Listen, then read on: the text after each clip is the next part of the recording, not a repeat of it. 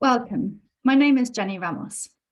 I'm here to talk about how to deal with challenges around negotiating and using climate clauses. Postponing transformational climate action is not an option. The Chancery Lane Project, or TCLP, gives you the opportunity to fight the climate crisis through your daily work. Each of the over 100 climate clauses available free on our website is given a child's name to remind us all of the next generation who will benefit from the action we take today to combat the climate crisis.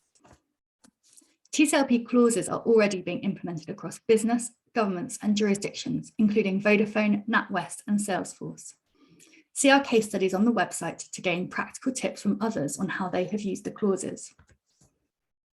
So how likely is it that you would use climate clauses in your contracts? If you're not sure about it yet, let's help you feel confident about using the clauses.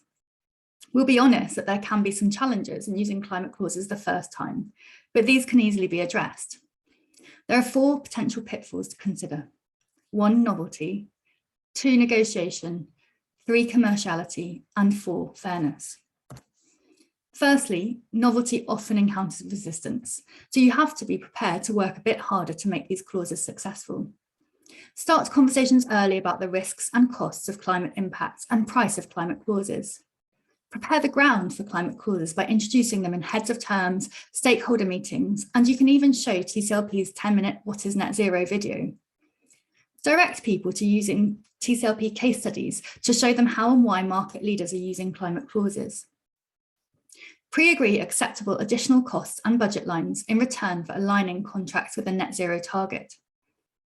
The essential notes and guidance accompanying each TCLP clause will aid their negotiation and adaptation.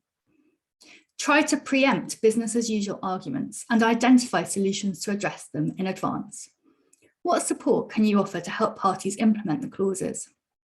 Creativity will be required from all parties to find contract solutions that tackle such a vast, abstract issue as climate change.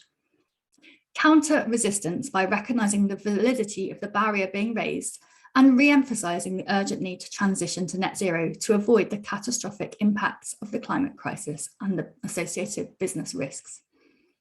Point out a business's net zero and similar targets that they have made and how the clause helps achieve the targets that they set. Secondly, as with all clauses, they are likely to be negotiated, perhaps more than usual. Be prepared to amend the clauses to get them into use. However, do so with careful consideration of the implications on climate goals, so as to not dilute climate impact and risk not achieving parties' net zero targets. You can use our net zero toolkit to equip you to negotiate with nuance and understanding.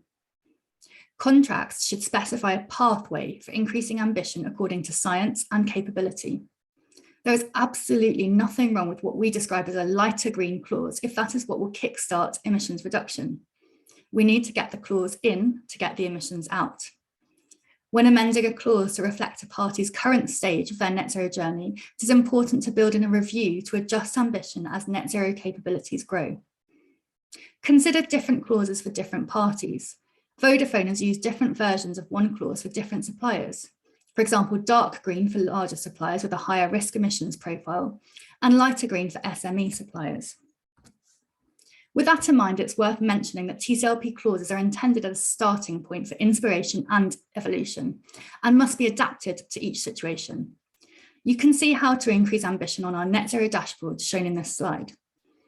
Our clauses span the entire pathway from low climate ambition, what we call light green, to high ambition, what we call dark green.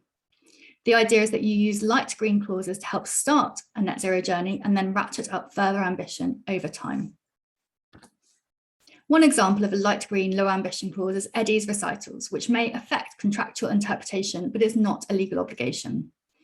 You can easily put this at the beginning of any contract, even if you're not using other climate clauses, which helps keep climate considerations in mind. An example of an ambitious dark green clause is Owen's clause, which embeds specific carbon targets as a proportion of a company's corporate net zero target. It also enforces the target with a suite of mechanisms such as termination and offset payments for failure. You might think this is uncommercial, but it does comply with the UNFCCC Race to Zero criteria and the goals of the Paris Agreement.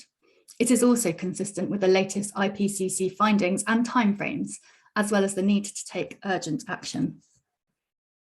So on that question of commerciality, that brings us to the third point on our list of potential pitfalls. There will always be questions around commerciality, but climate clauses can be extremely commercial. If your organisation has signed up to Race to Zero, our clauses help to close the gap between what seems acceptable now and what has been pledged. The crucial point is that what seems ambitious now will soon become normal practice. There is already a tsunami of legislation, reporting requirements, and funding requests coming into force that ultimately reinforces this shift. It is therefore essential for companies to integrate climate considerations into their business activities as soon as possible. Of course, one of the most common arguments against the use of climate clauses is cost. However, costs can be contextualised. The cost of climate change is not tomorrow's problem.